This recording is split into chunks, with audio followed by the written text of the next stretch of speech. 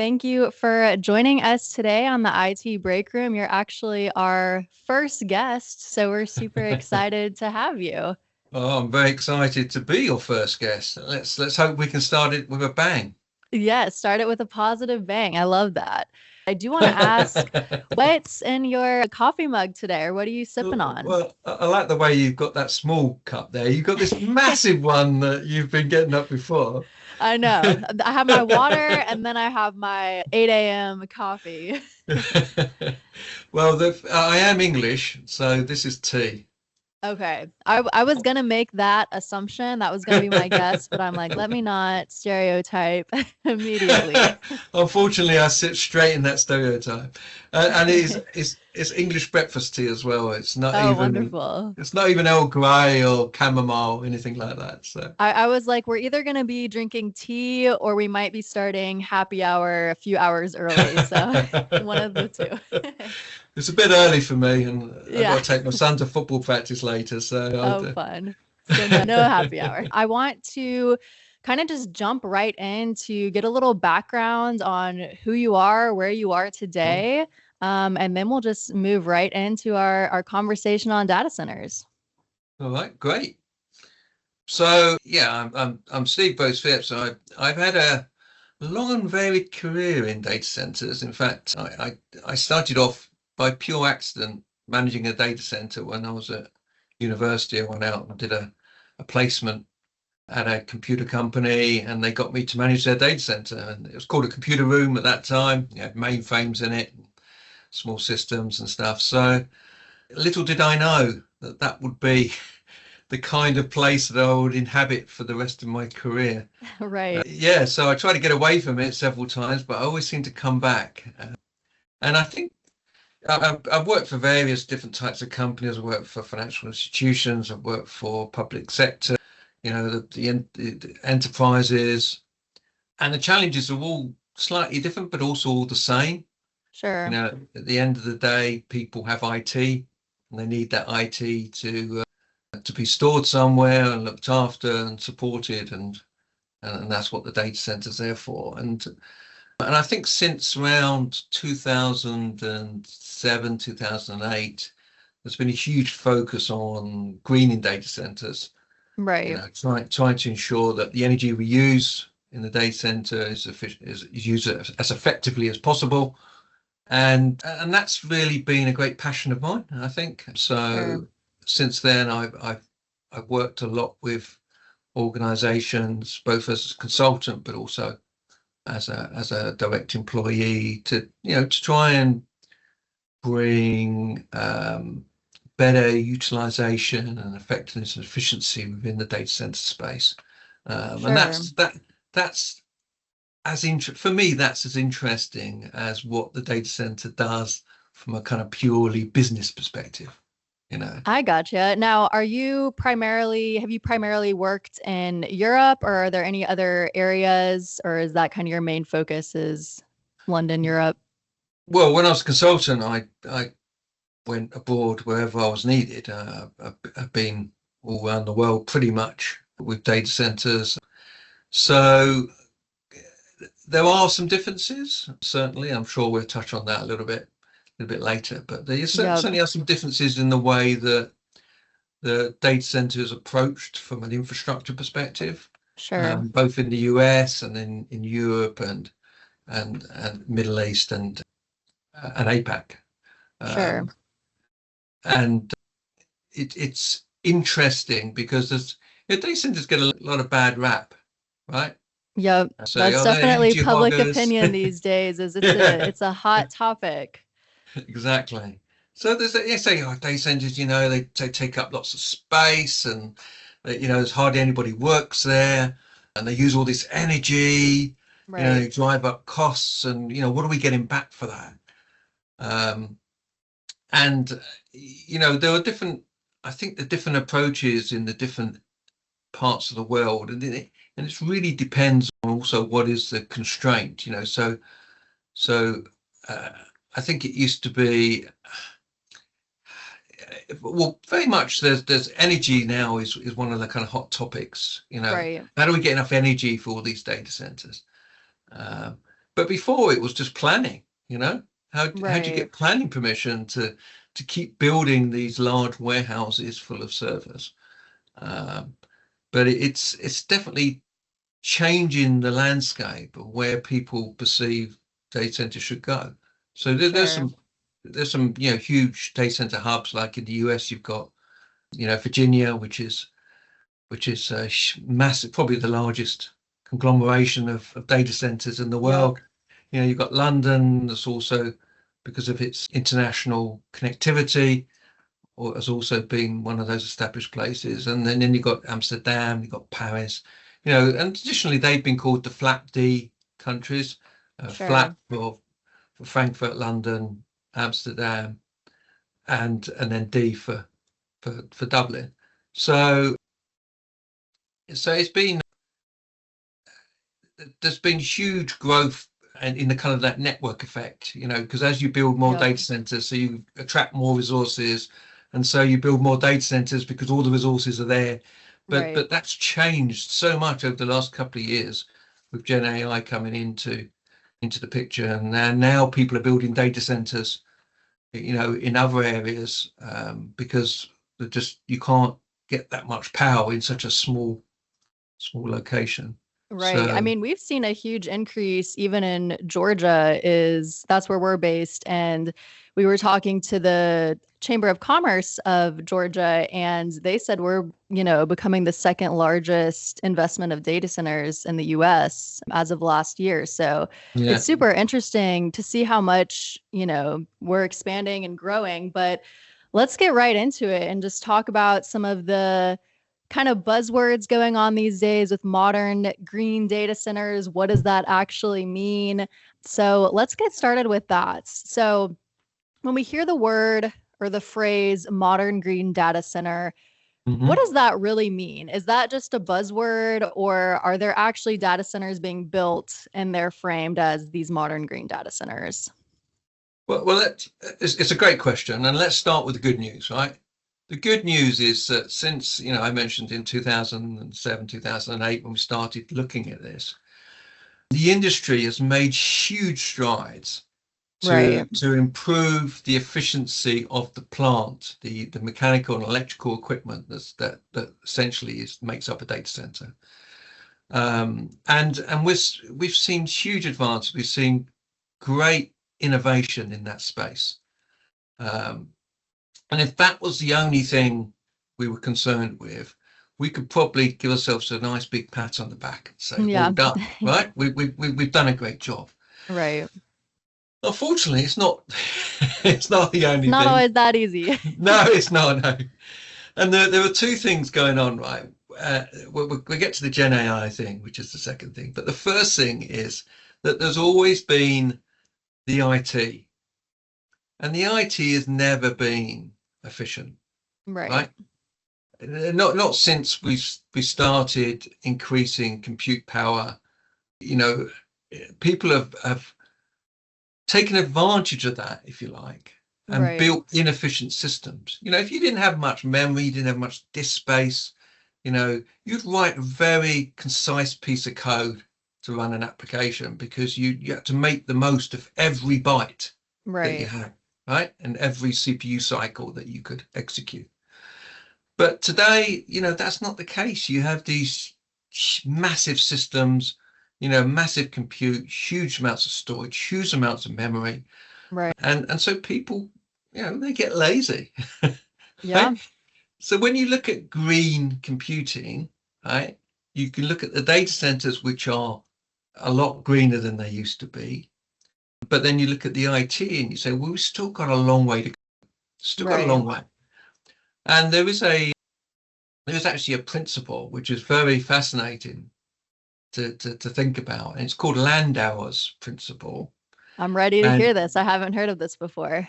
so he was a physician, right? Not a physician. He was a physics professor, Okay. and he basically came up with this notion, and backed up by evidence that around 99.97% of the energy that goes into a data center, well, we're applying it to data centers, right? Because it's the IT equipment. That 99.97% of the energy that goes into data centers comes out as waste heat. That's a high, just about as high as you can get. 99.97%, Yeah, right? that's crazy. So, so when you look at a data center, does that make us think differently about what a data center is? Yeah, Is a data center really a hog of energy, or could it be a supplier of energy to other industries or to residential buildings? yeah, And once you start to think down that path, you start to think, okay, maybe green data centers is not just about the way we take energy in and use it to produce digital services. It might right, also be about how it comes out the other side and it adds value within our communities, within our businesses. right, Okay. So adding a positive benefit elsewhere. And I think uh, uh, mostly today, data center providers haven't really thought that much about that. right, They've kind of ignored it, kind of pushed it aside, said, we just got to build data centers. right, Just right, build them. But, and now that they're getting pushback from governments and from local districts and from residents and, going, whoa, hold on a second. right, We need that energy. We need that energy, to light the football pitches for our kids. We need that energy to heat our homes. We need that energy to run our businesses, you know. right. So you can't just take everything that's there just because it's there. So how does that actually look? Because I did see a case study that Finland was one of the countries that was taking heat from the data center and then Mm. reusing it in residential areas. And it just got me thinking, like, do these residential communities need to be located close to the data center for that to even be effective? Is that happening just on small scale, one-off case studies, or is that actually something that, people are considering or these corporations are considering when they're building the data centers? Or as you said, is it still kind of we're just focused on building and the output, and we're not really at the stage yet where we're trying to use that heat to potentially warm homes or commercial buildings? What does that look like? Yeah, that's a really good point. And I guess if you look at Gen AI, okay, which is where most of the demand for building data centers is coming these days. Right. Um, there's three stages to Gen AI, and it's the latter stage, the inferencing stage, which is the one which most people focus on because it A uses the most energy, Right. but B, the latency needs to be very low so that people get instant responses. Okay. Right. And so inferencing is one of those things that could potentially be built in very urban areas to provide very quick response times, but they also use a lot of energy. So there is that challenge around how do we build something in an urban area where there is limited energy capacity, Right. right? To actually then provide a benefit to that local community. And there is a very interesting small company that's from the UK actually, but they've got several case studies in the UK, and they've got a case study that they've just done in the US Okay. where they build data centers for free next Oh, wow. to leisure centers, right? To Okay. heat swimming pools. Oh, wow. Okay. Yeah. And so they basically say, look, if you allow us to chuck heat into your swimming pool, then we'll build this data center for free. And it's not it's not a big data center, right? It's quite a small one, Right. but it can save, hundreds of thousands of pounds on energy for Sure. that leisure center company who, imagine the cost of trying to keep a swimming pool heated all year round, Yeah, right? that's creative out of the box thinking. That's a cool concept. And so it reduces because most in the UK, most leisure centres are usually publicly run. Okay. So it's funded by, ratepayers, Sure, sure. taxpayers. So therefore there's a huge benefit there to us who we then have to pay less rates Right. to sustain what is a community good, right? And I think that they've just basically taken this concept of reuse of waste heat and put it into a commercial perspective that they can add Right. value and make a profit at the same time.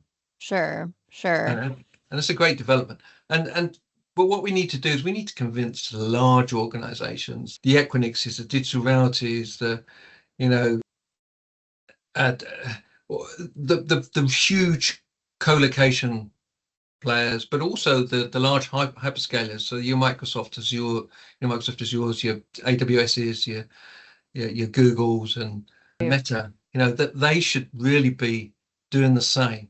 Because if we want to shake Right. off that reputation that we have, that all we do is take and don't give anything back. Right. It's a bit of a shame, really, as well, because I think we're held up to very high standards because we're a new industry. I mean, how many people do you see campaigning outside of a steel smelting plant, right? Right. Right. And I they was gonna use a lot say, I more energy mean, than a data center, I can tell you. exactly. And I was going to say, I mean, I feel like over the past even year or two, this has become such a hot topic. And it's interesting you mentioned back to, 2006 and 2007 when, some initiatives were being started to be more energy efficient and things like that. And it's 2026 now, and this is such a hot topic, especially for, communities are worried about the power grid and their energy bills rising and things like that. Yeah. So I do want to also put in perspective, and we're just talking about a regular data center. How does that compare to these hyperscalers? Because I think people have a hard time understanding the difference between just a business having their, data center to function compared to Mhm. these massive hyperscaler companies. Like, what's a analogy, or how would you describe the difference between those two? Okay, so if we take the kind of technology out of it, if we look at a typical enterprise data center, and a typical Yeah. enterprise data center is going to use very small amounts of energy. There's been various people have said, oh, you know, they've been complaining ever since. Well, I think I can remember building and running data centers back in 2000, and we were worrying about the the the the CPUs that were coming out at that particular point in time, about whether we'd have enough energy to run those. Right. And we always seem to be like worrying, oh, you know, these, if we look at the specifications of these chips, right, they say you're going to need this much energy. But in reality, most enterprise computing is actually very low energy use, right? It Okay. doesn't really require that much. And that's why traditionally, when we've looked at, for instance, waste heat use, Right. the kind of heat you got out of a traditional data center has been very low grade. It's very, very low temperature. You can't do much with it. Right. You send it along a pipe, and by the time it gets to its destination, it's pretty much lost most of the heat that it's Right. had to start with, right? So trying to do anything with that has never been a focus, has never been a concern, because you haven't been able to do much with it because of the low grade, the heat issue. And that really hasn't changed in 25 years, right? Wow. That's not Yeah. changed hardly at all. But what's changed completely, that whole question has been around Gen AI, because this is very different. This is a very different situation, because data centers now, instead of being the if you like, providing the solutions for how you call systems and run compute, NVIDIA, for instance, is now driving the conversation around how do data centers get architected. Right. Yep. How do you provide power and how do you provide cooling? Okay, and their latest incarnation of GPU, which is called Rubin, comes in its own cooling cabinets that provide on-chip cooling. Okay. So they're not leaving it up to the data center to decide. Right? Right. Right. They're saying, here you go, here's a system, right? if you want to support this system, you've got to plug it into the chilled water circuit and you've got to cool it, right? Whereas before it was the data center that decided how that system got cooled, how it got powered. Right. And there's a lot of concern in the data center industry that we're losing control of the roadmap, if you like, of how data Right. centers get built, how they get supported, and that basically is because NVIDIA is so dominant in Gen AI. I was just So gonna ask that, like, is that just kind of the go-to for everybody to buy NVIDIA product and just follow suit and just trust that, this is this is what we need, who we need to purchase from? Are there any emerging competitors, or how do you view that? Is it what's going on there? I mean, and I'm completely marketing background, and even I'm yeah. aware of everything going on with NVIDIA. I mean, it's such a powerhouse. Yeah, well, this is my favorite subject now we're getting into because I've got an IT background, okay? I'm not an engineer, I'm an IT guy who Right. happens to manage data centers. And there are very few of us in this industry, okay? It's mostly engineers. Okay. And what engineers are very good at is solving problems. Right. Right? If you have that kind of mindset where all I want to do is solve problems that are thrown at me, become an engineer because you'll be doing that all day long. Yeah. Okay. So so when people say, well, here's a compute platform, I need you to power it and cool it for me. Okay. An engineer go, great, gets teeth into that. And it's the Right. same whether that engineer is a electrical engineer, a mechanical engineer, a civil engineer, you know, even if they're devising, building bridges, right, and Right. aqueducts for trains to go across or for rivers to go under, you know, it's a problem of how do you get from A to B, Right. right, and how do you do it safely and successfully. Right. However, what engineers are not that good at, which IT people are very good at, is looking at the technology Right. and going, Okay. well, you need to remember that data centers are there for the IT. They're only there for the IT, Right. right? That it's if the IT keeps, goes along the same roadmap that NVIDIA envisage, which is, they start off at 1200 kilowatts a rack and then possibly 300 400, who knows, right, per cabinet, based on the GPUs that they're bringing out, these super chips that they create and the Right. cooling and what have you. You know that those kinds of challenges are not ones to solve because they're too difficult, and eventually we'll be creating data centers that can only support a specific type of chipset, and that's where we're going. That's what we're Okay. doing. We're building data centers that only support NVIDIA chips or AMD chips, or whoever is building out those large data centers Sure. for Gen AI. But you only need to look at what's going on from a technology perspective to realize that something could happen that will change this overnight. And one of What's the the secret sauce to that? so for me, the most exciting area is photonics. And photonics is about light, right?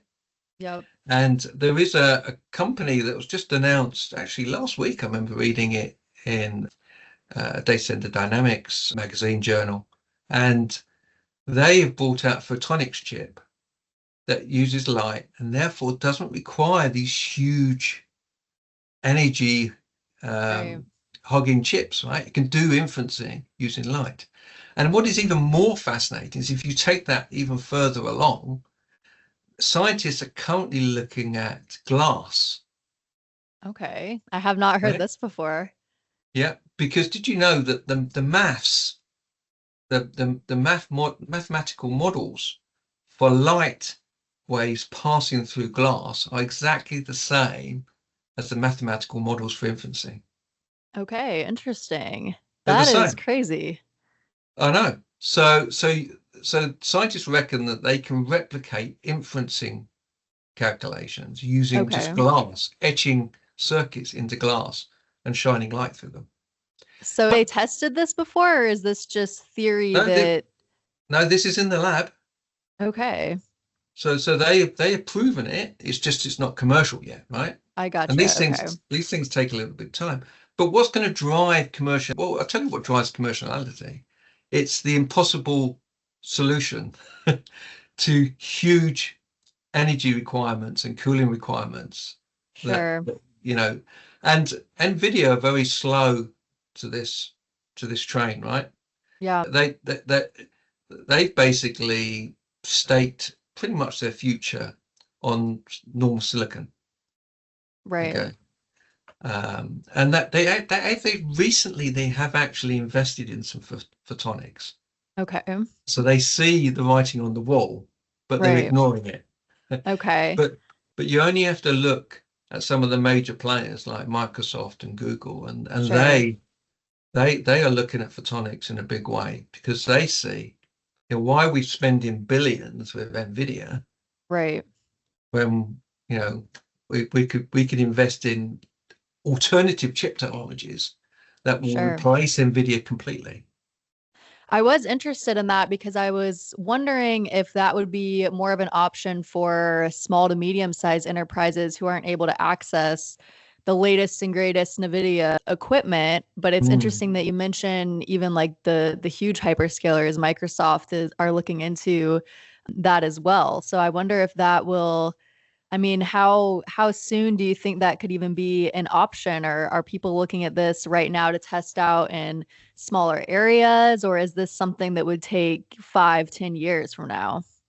Well, this British company, like I say, has just gone to a funding round, and they've raised billions in Okay. funding to basically invest and sell in these photonic chips. So I don't think it's that far away, Okay.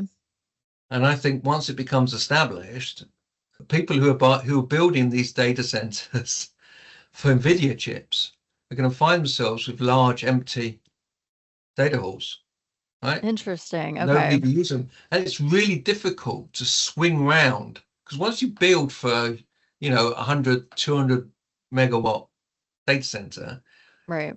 once if you try and then focus that on enterprise, the infrastructure's not right. It's too big. Right. The Right. costs are going to be too high, so I don't think the problem's not going to be for those data center providers. The co-location people are the ones that are going to get hit the hardest because the hyperscalers, they're funding data center growth using the cash piles that they have. Microsoft Right. have a huge amount of cash that they're sitting on, same as Google, so Oracle It's too much cash to Meta. even really visualize. Exactly. So they blow a few billion, a few 100 billion, Pocket change. Exactly. Jensen Huang's probably, given them a few hundred as well so that they can buy his Yeah. chips, so they don't care if that money goes up in smoke. But the co-location providers who are obviously then investment backed, they're not, they don't have those kind of cash piles. They're the Right. ones who are going to be caught basically in any kind of crash. Yeah. And there's still no case studies that peer reviewed case studies Sure. that I know of, or anybody I know knows of, that demonstrate any real return on investment with Gen AI. I think Yeah. it's gonna end up being very specific areas where it's going to add huge amounts of value. So maybe in pharmaceuticals That's and exactly what health. I was going to ask is like, what type Yeah. of industries or companies do you think are really going to benefit from this? Because we've seen so much amazing technology, like you said, pharmaceutical industry, research and development. But then there's a Mm. ton of just, marketing buzzwords people like to use about how great Gen AI is and how it'll just make everybody the most efficient person in the world. And it's like, what do we actually need this for? Like, let's take a step back and think who can actually benefit from this? What industries can benefit from this? So do you foresee it being kind of every industry is trying to adopt this, or, is the focus on the latest and greatest technology for the medical field, or what's your opinion on that? I think for kind of limited language models where you've got a walled off set of data, I think Gen AI is going to be hugely advantageous, right? It's going to open people's eyes up to other uses for that data, or Sure. even just expanding the use of that data, right? I think trying to put Gen AI into the internet is doomed from the very start. Yeah. There, Double-edged there sword. I've read articles which says that within the next couple of years, 99% of the information that you'll find on the internet is generated by Gen AI. Oh, I'm sure. Yeah. And so basically, it's a case of, have you heard of mad cow disease? Yep. So you know how mad cow disease happened, right? Yep. Basically, cows were eating themselves, Yep. right? The waste of food waste that people threw away, that ended up in their feeding cycle, right? Right. And so they ended up developing this degenerative disease that basically caused, to have neurological issues.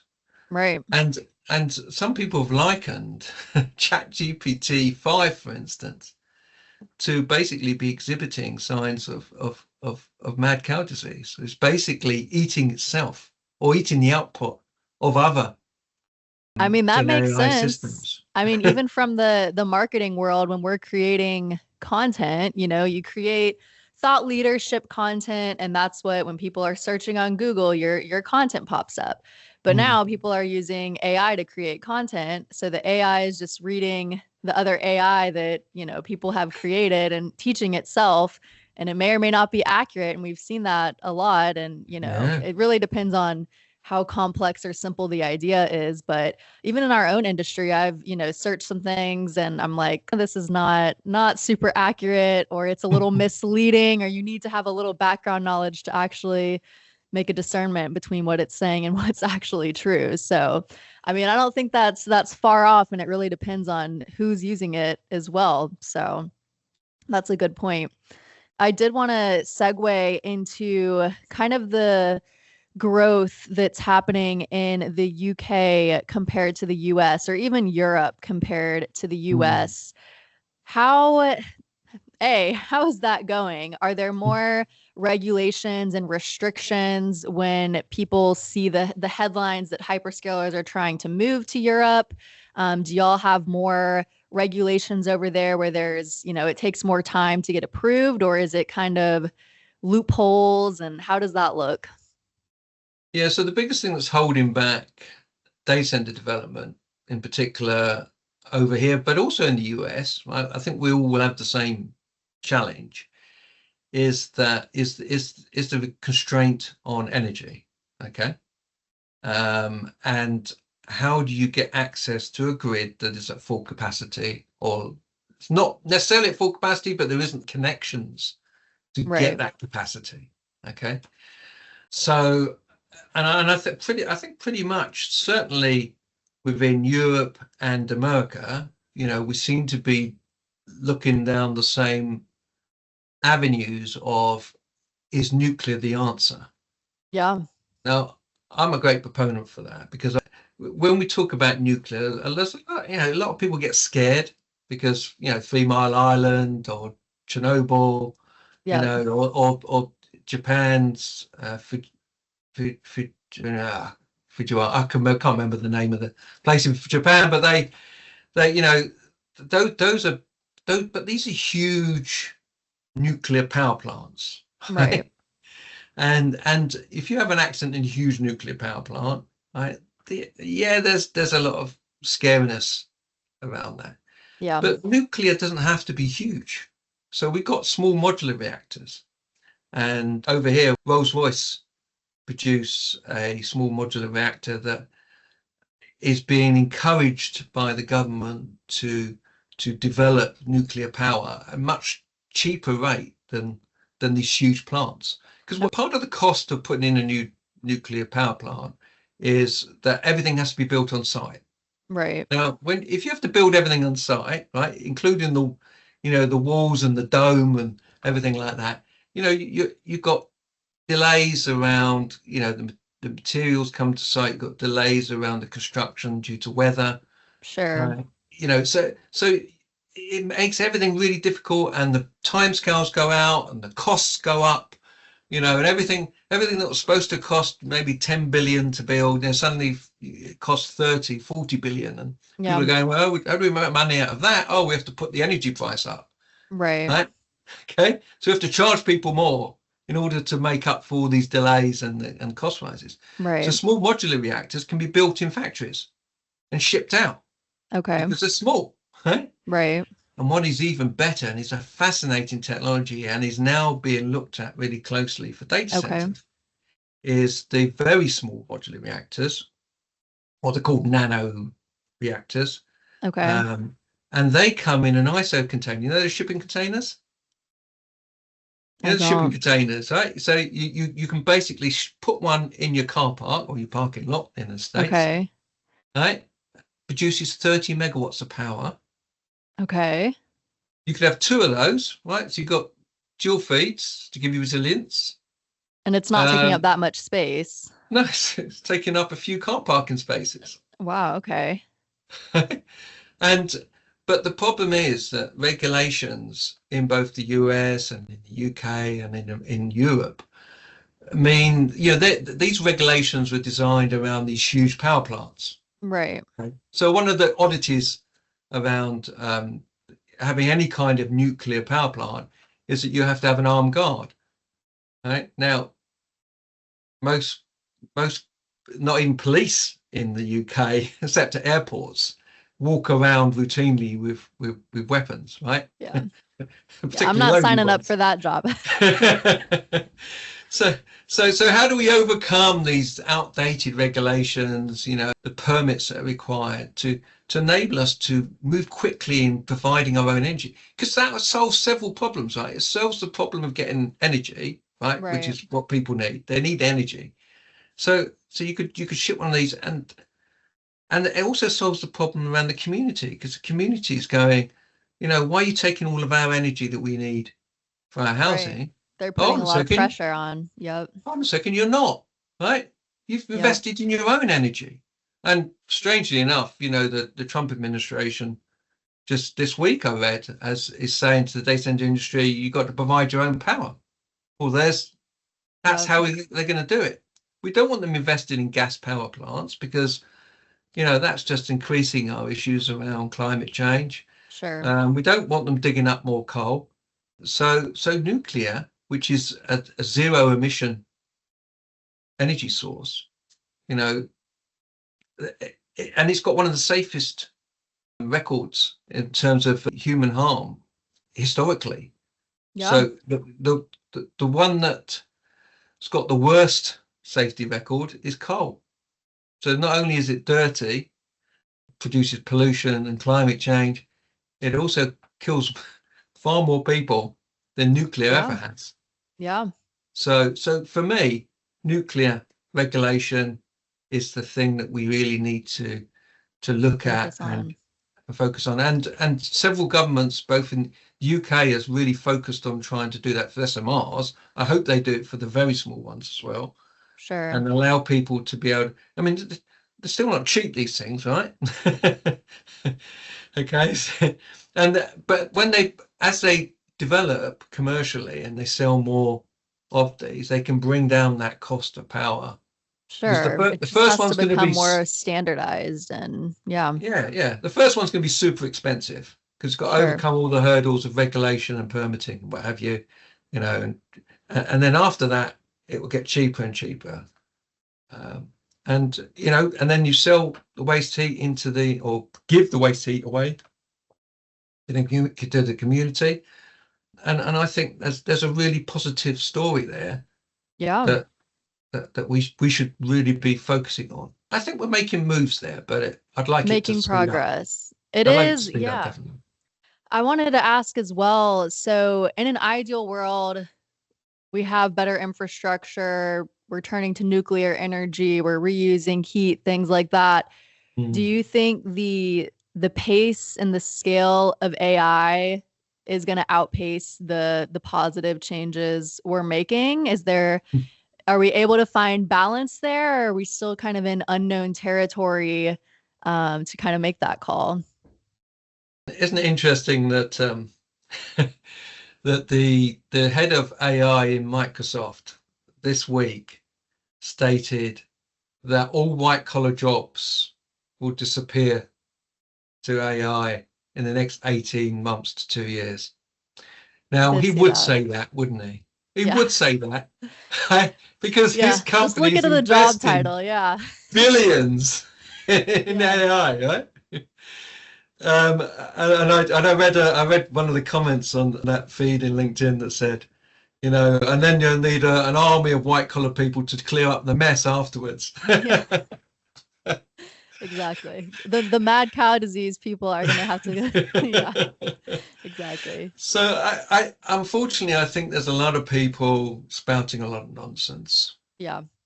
right? And it's usually some a colleague of mine in the industry is now retired. It doesn't seem to be able to stay retired for long because he seems to keep going to conferences. But Yeah. he once said, if you want to work out, you know, what somebody's saying and what the intention of what somebody's saying is, then you need to understand why they want to say it. So Sure. who are Yeah. they? What interest do they represent? And I don't think we can believe pretty much anything Sam Altman says, that Jensen Huang says, that Microsoft or Yeah. any They of have these an people, agenda for sure. they have a stake in all of this. Right. Right? We need to turn to other sources to find out what's the reality of this. And as I said, I think in pockets there's going to be some huge advances and some huge benefits to what Right. GenAI can give us. For everything else, I think for the rest of us people who work in normal jobs, right? If my job can be called normal, but the rest of us, we're going to learn to live alongside AI. It's Yeah. going to be a tool for us, right? Kind Just of like a adapt calculator and is. yeah.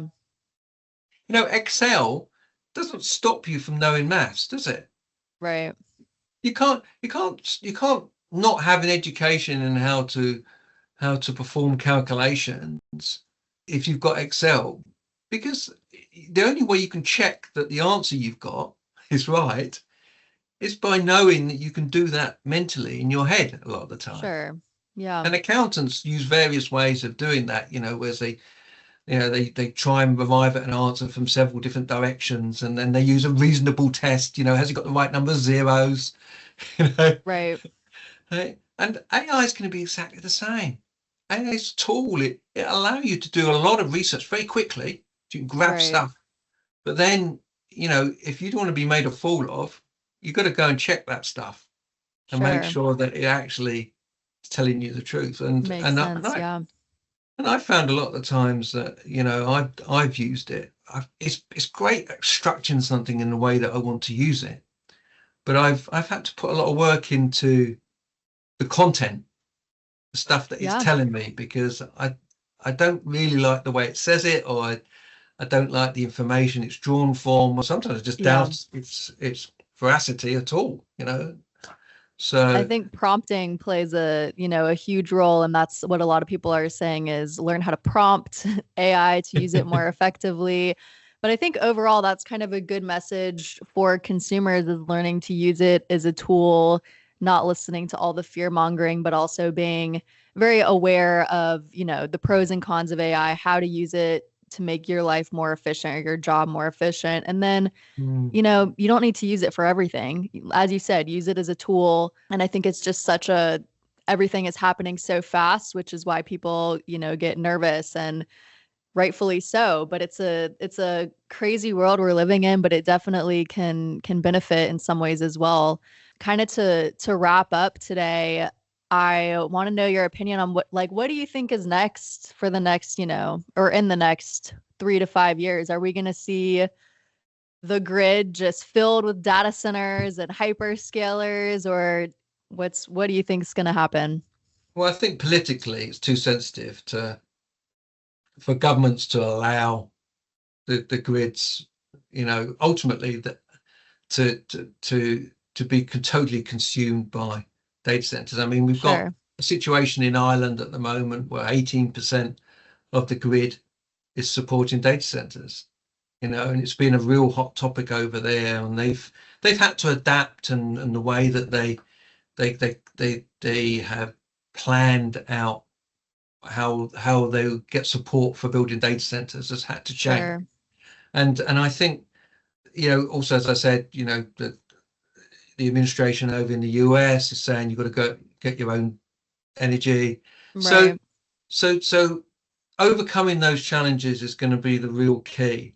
But I also think, the technology change, it's not just the chipsets, photonics and light, and, it, it it's going to be one of around other kind of coexisting technologies as well. Technologies that support data centers and the grid. So, for instance, one of the things I feel really passionate about is that the next key technological change or shift that will transform humanity is around battery technology. Okay. Because can you imagine a world in which we have pretty much, not limitless battery storage, but the ability to recharge very quickly a battery that then lasts for a very long time? Yeah. Think Okay. of its application in your phones, your cars, your homes, for businesses. You Right. know, it will be a game changer. And the key to that is around not just the technology per se. And I actually think these batteries are coming, by the way, because I had a conversation a couple of weeks ago with somebody who's produced a battery that's going to change the EV market Oh, awesome. Okay. overnight, right? And it's close, so I think It's it's coming. coming. You're the expert. It's coming. But also we need to worry about the geological factors. Yep. So where are we getting these minerals and materials from? We don't want to be getting them from Russia, right? Right. And from North Korea and Sure. and Yeah. other places in the world, where potentially either human rights, you know, is an issue, Right. or even it gets used as a weapon against us. Right. Right? We've seen that, haven't we? We've seen that Yeah. where they say, "Oh, Unfortunately. we're not going to send you those rare earths anymore, because we don't like the way that you're putting tariffs on us and that kind of stuff." Right. So Right. you get that from China and you get that from Russia, and you know, so having this everyday material that's available everywhere around the Right. world is going to be key. And some people talk about hydrogen.